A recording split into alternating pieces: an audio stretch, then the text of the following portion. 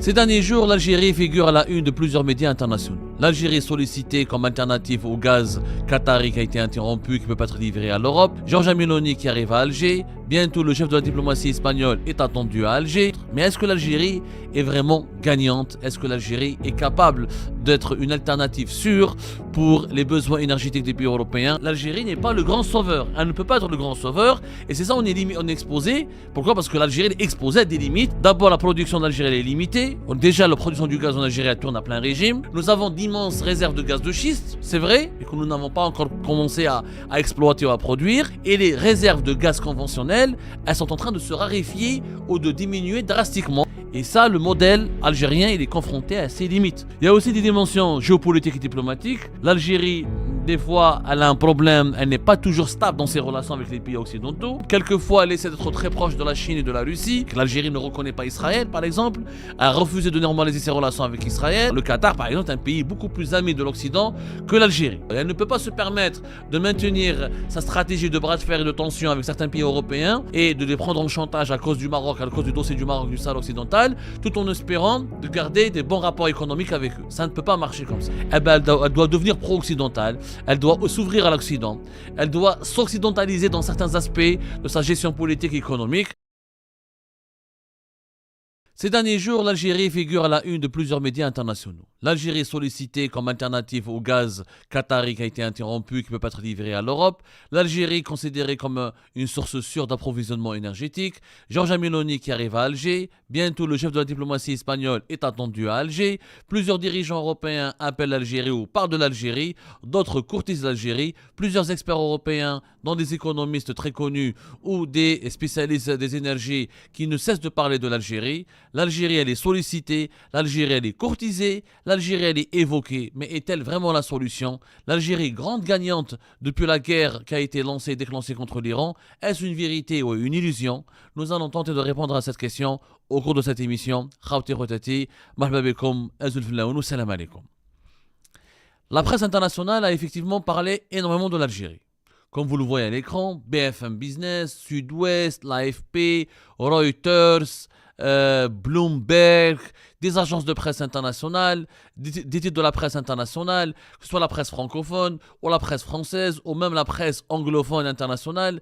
L'Algérie, elle est revenue sur les lèvres de plusieurs journalistes, observateurs et commentateurs de l'actualité mondiale, notamment depuis l'aggravation du conflit armé ou de la guerre qui a été déclenchée par les États-Unis d'Amérique et Israël contre l'Iran. L'interruption de la livraison du GNL, du gaz naturel liquéfié qatari aux pays européens, la fermeture des détroits d'Ormuz, l'augmentation hallucinante et affolante des prix du baril de pétrole et des prix du gaz sur le marché européen ont fait braquer tous les projecteurs sur l'Algérie. L'Algérie est un pays qui dispose de 2 gazoducs qui le relient au continent européen. L'Algérie, grand producteur de gaz. L'Algérie, important producteur de pétrole. L'Algérie, pivot de l'Afrique du Nord, pays stratégique au cœur du bassin méditerranéen, est aujourd'hui effectivement au cœur du débat médiatique, au cœur de toutes les intentions et au cœur de toutes les discussions en ce qui concerne la configuration ou la construction d'un nouvel ordre mondial et régional où les pays de l'Europe de l'Est ou les pays occidentaux essayent de se tourner vers des pays africains pour ne plus dépendre des pays du Moyen-Orient et du Proche-Orient où l'insécurité règne en maître, où l'instabilité ne cesse de s'aggraver d'un mois à un autre, d'une année à une autre. Mais est-ce que l'Algérie est vraiment gagnante? Est-ce que l'Algérie est capable d'être une alternative sûre pour les besoins énergétiques des pays européens? Est-ce que l'Algérie peut être toujours le partenaire politique et économique le plus fiable des pays européens dans la région de l'Afrique du Nord et dans la région du Moyen-Orient et de l'Afrique du Nord? D'abord, il faut savoir que l'Algérie n'est pas un pays gazier aussi stratégique ou aussi important que le laissent entendre les experts. En tout cas, que le laissent entendre les médias internationaux, puisque les experts sérieux et expérimentés qui sont interrogés par ces experts, par ces médias internationaux, disent ouvertement qu'attention, il ne faut pas trop fantasmer sur la capacité de l'Algérie à fournir ou à sauver l'Europe et les pays occidentaux face à une crise énergétique qui risque d'être très aiguë et qui risque de durer très longtemps. Effectivement, l'Algérie occupe une place stratégique sur l'échiquier énergétique mondiale. Ça, c'est inévitable, c'est incontestable et c'est une vérité. Les chiffres clés, d'ailleurs, placent l'Algérie parmi les plus grands pays producteurs de gaz. En 2024, l'Algérie a produit environ 94,7 milliards de mètres cubes de gaz naturel. Ce chiffre c'est une performance c'était pas une performance extraordinaire puisqu'il y avait un recul de pratiquement 7% de la production du gaz en Algérie par rapport à l'année 2023 où la production nationale du gaz avait atteint 101,5 milliards de mètres cubes. En 2025, il y a une reprise, une augmentation de 4%, mais on est toujours entre 100 et 105 milliards de mètres cubes. L'Algérie peut difficilement dépasser les 105 milliards de mètres cubes, alors qu'auparavant, elle produisait plus de 130, voire même plus de 140 milliards de mètres cubes. La production du gaz de l'Algérie, elle recule. Mais en demeure, au niveau mondial, effectivement, l'Algérie, elle est classée au niveau du 10e rang mondial, au 10e rang des pays les plus grands producteurs de gaz naturel. Elle fait partie, effectivement, des cercles restreints des pays qui produisent plus de 100 milliards ou au moins vers les 100 milliards de mètres cubes par an. Mais l'Algérie n'arrive pas à rivaliser avec d'autres grands pays producteurs de gaz, comme les États-Unis d'Amérique qui produisent plus de 1000 milliards de mètres cubes, ou la Russie qui produit plus de 630 milliards de mètres cubes. Au niveau africain, par contre, nous sommes le premier pays, l'Algérie, et le premier pays producteur de gaz en Afrique, devançant l'Égypte et le Nigeria. Et au niveau arabe, on est le 3e pays producteur de gaz naturel après le Qatar et l'Arabie Saoudite. C'est important, effectivement, l'Algérie est, bien avant le début de la guerre contre l'Iran, le 2e fournisseur de gaz de l'Europe par pipeline, après la Norvège, remplaçant une partie des volumes gaz russes, et sa capacité d'exportation via les gazoducs sous forme de gaz naturel ou en utilisant le GNL, fait de l'Algérie un partenaire indispensable pour la sécurité énergétique européenne. Ça, c'est une vérité. Maintenant, est-ce que l'Algérie a davantage profité de la conjoncture internationale qui s'est installée ou qui a été instaurée à la suite de la guerre lancée contre l'Iran? La réponse sincère et honnête, oui. L'Algérie, et pour le moment, à court terme en tout cas, elle profite énormément de cette conjoncture. La preuve, ce n'est pas un jackpot pour le moment. Ce n'est pas un jackpot, mais l'Algérie profite. C'est une petite aubaine. Pour le moment, c'est une opportunité, une petite aubaine que l'Algérie essaie d'exploiter à 100%. Alors pourquoi? La guerre a débuté le 28 février 2026 par des frappes aériennes conjointes, rappelez-vous, des États-Unis d'Amérique et d'Israël contre l'Iran. Ça a créé donc un véritable choc mondial qui s'est traduit par une crise économique importante. L'Algérie, donc, elle en profite. Pourquoi? Parce qu'au niveau du gaz, l'Europe a été privée des volumes importants de gaz, notamment du Qatar, et de certains volumes de pétrole provenant des pays du Golfe qui ne peuvent pas exporter ou même produire parce que leurs installations énergétiques ont été attaquées ou parce que le détroit d'Ormuz est fermé et les navires qui transportent leurs hydrocarbures sont menacés et attaqués. Donc l'Algérie en a profité. Les exportations de gaz naturel liquéfié, du GNL algérien, ont bondi de 22%. Jusqu'à 29% dès les premières semaines de mars 2026. On est passé de 265 000 tonnes fin février 2026 à plus de 462 000 tonnes à la mi-mars 2026. Vers l'Espagne, vers la France, vers le Royaume-Uni, vers les Pays-Bas, les exportations algériennes, y compris l'Italie, sont en train d'augmenter significativement. On parle d'augmentation de 22 à 29% en moyenne, alors que si on compare d'une semaine à une autre, on l'a déjà dit dans une émission que nous avons diffusée récemment, où nous avons même des augmentations de 50 à plus de 74%. Donc l'Algérie, concernant en matière d'exportation de gaz naturel liquéfié, c'est une opportunité qu'elle est en train d'exploiter. C'est pour ça que des médias français et internationaux ont parlé récemment explicitement d'aubaine et de l'Algérie parmi les grands gagnants, ou même de jackpot pour l'Algérie et la Libye. L'Algérie donc a réussi à rediriger une partie de ses cargaisons vers des pays arabes du Golfe touchés comme l'Égypte, la Jordanie, etc. À moyen terme, l'Algérie veut investir 50 à 60 milliards de dollars en termes d'exploration, de modernisation de sa production de gaz. Et avec ces deux gazoducs, l'atout de l'Algérie, c'est que les gazoducs sont en sous-mer, ils ne peuvent pas être bombardés par les avions, ils peuvent être sabotés par des moyens, par des sous-marins, par des navires, etc.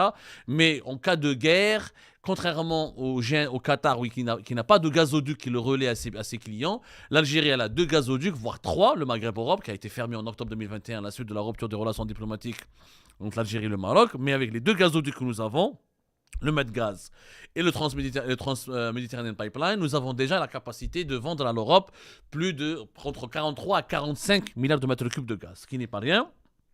Ce qui fera de l'Algérie, ce qui a déjà fait de l'Algérie, ce qui continuera à faire de l'Algérie, un pilier essentiel de la diversification énergétique européenne. Mais ce n'est pas un exploit, ce n'est pas une nouveauté. L'Algérie a déjà été un pilier important, et ce depuis le début de la guerre en Ukraine, avec la Norvège, l'Algérie et le pays qui a permis à l'Europe de s'émanciper un petit peu du gaz russe. Mais l'Algérie n'est pas le grand sauveur. Elle ne peut pas être le grand sauveur. Et c'est ça, on est exposé. Pourquoi ? Parce que l'Algérie est exposée à des limites et des risques. D'abord, la production d'Algérie est limitée. Déjà, la production du gaz en Algérie tourne à plein régime. En 2024, on était à moins de 100 milliards de mètres cubes. C'est pas sûr qu'en 2026 ou qu'en 2027, on va dépasser les 100 milliards de mètres cubes, parce que les investissements promis par le régime Tebboune ne se sont pas encore concrétisés. Nous avons d'immenses réserves de gaz de schiste, c'est vrai, et que nous n'avons pas encore commencé à exploiter ou à produire. Et les réserves de gaz conventionnel, elles sont en train de se raréfier ou de diminuer drastiquement. On a des vieux gisements, comme le gisement de Hasselmel, qui était en exploitation depuis pratiquement la fin des années 50 et qui avec une exploitation industrielle massive depuis le début des années 70. Donc, on a un épuisement de nos réserves de gaz et ça, le modèle algérien, il est confronté à ses limites. Tant qu'il n'y a pas de nouveaux investissements, tant qu'on ne lance pas la production du gaz de schiste, il est très compliqué pour l'Algérie de rester dans les 10 grands produits, dans le club des 10 grands pays producteurs de gaz. Et dans les 3 ou 4 années à venir, on pourrait quitter facilement ce classement, puisqu'on est on risque de produire moins de 100 milliards de mètres cubes, même si le régime Tebboune promet de doubler la production. Comment on peut doubler la production en exploitant les mêmes réserves, sans de nouvelles découvertes et sans lancer le gaz de schiste? Donc le régime Tebboune là est en train de faire du buzz et de faire du populisme, à défaut d'avoir une stratégie de gouvernance et d'investissement qui est concrète et qui est fiable et qui est profitable au pays. Il y a aussi des dimensions géopolitiques et diplomatiques. L'Algérie, des fois, elle a un problème, elle n'est pas toujours stable dans ses relations avec les pays occidentaux.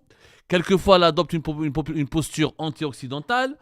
Quelquefois, elle diabolise un peu l'Occident. Quelquefois, elle essaie d'être très proche de la Chine et de la Russie.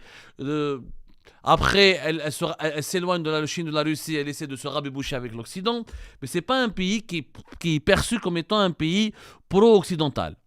Donc l'Occident et les pays européens ne pourront pas continuer longtemps à miser sur l'Algérie en raison de certaines divergences diplomatiques et politiques. L'Algérie ne reconnaît pas Israël, par exemple, a refusé de normaliser ses relations avec Israël et elle défend quelquefois les pays qui sont anti-occidentaux et qui pratiquent une politique anti-occidentale, même si le régime Tebboune, depuis l'arrivée de Donald Trump au pouvoir, a changé radicalement son discours souverainiste et anti-impérialiste, il n'en demeure pas moins que l'Algérie n'est pas un pays qui entre dans les clous de la pensée ou de la doctrine diplomatique occidentale.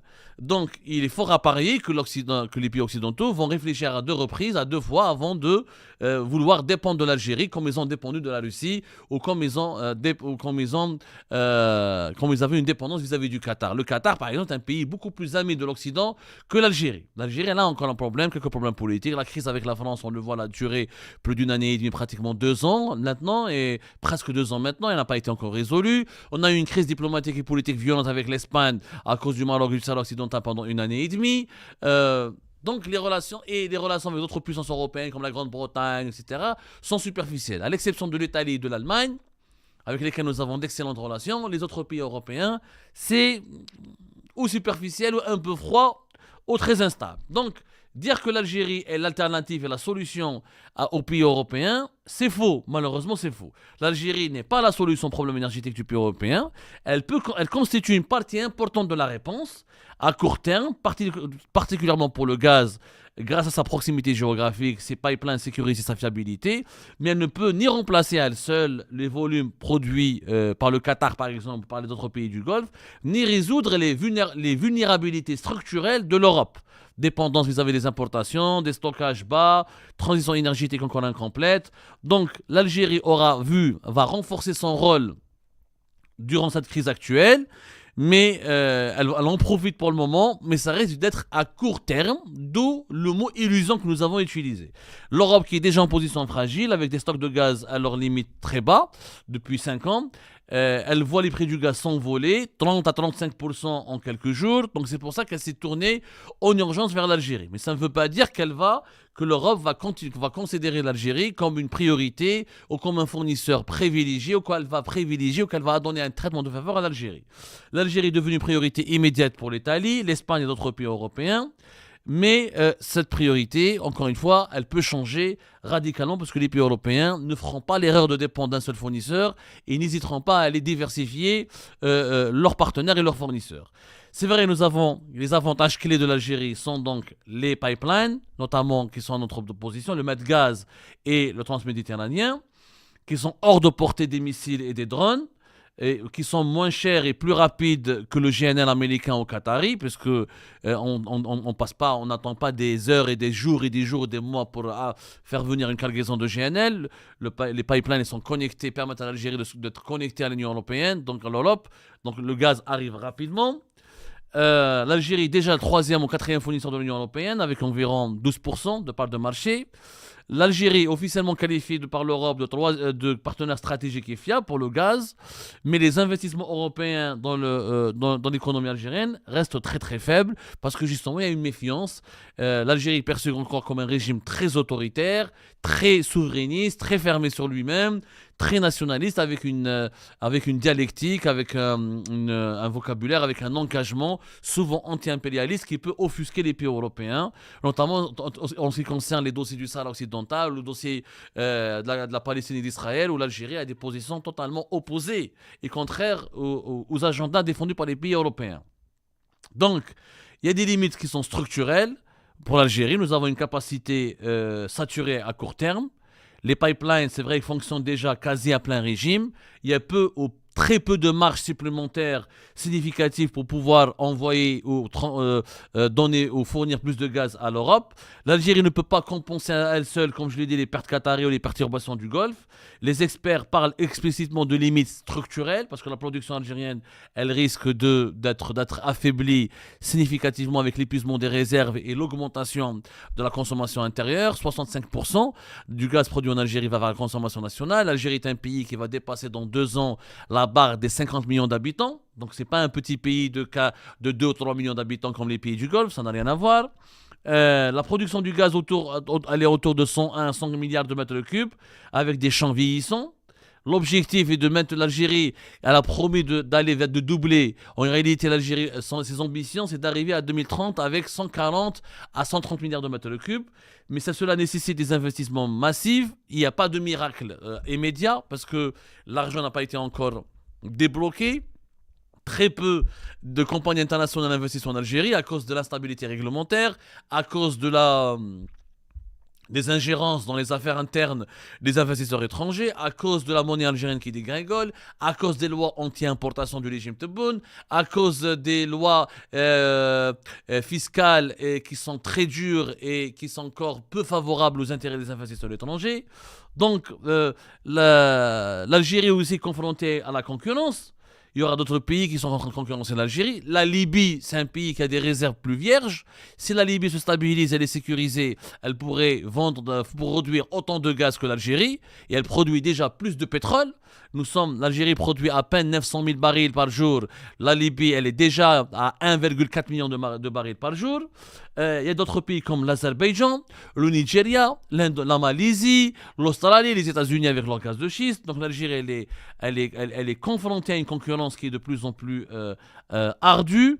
Il y a un problème aussi de concurrence et de rapports économiques qui ne sont pas stables avec les pays de l'Union européenne. La Commission de l'Union européenne a longtemps dénoncé la politique anti-importation du régime algérien, la politique des subventions sociales qui défavorise les produits étrangers, les allègements fiscaux qui ne sont pas promis, qui ne sont pas accessibles aux entreprises européennes, etc. Donc il y a un risque important pour l'Algérie à moyen terme, le risque de ne pas pouvoir produire, de ne pas pouvoir exporter comme avant, de ne pas pouvoir produire comme avant et de ne pas pouvoir maintenir son statut d'exportateur net alors qu'on a une consommation nationale qui augmente. La concurrence asiatique, elle est de plus en plus importante. La concurrence de plusieurs pays africains comme la Libye, le Nigeria, l'Égypte, demain l'Angola ou le Mozambique, le Sénégal et la Mauritanie qui arrivent aussi sur le marché gazier.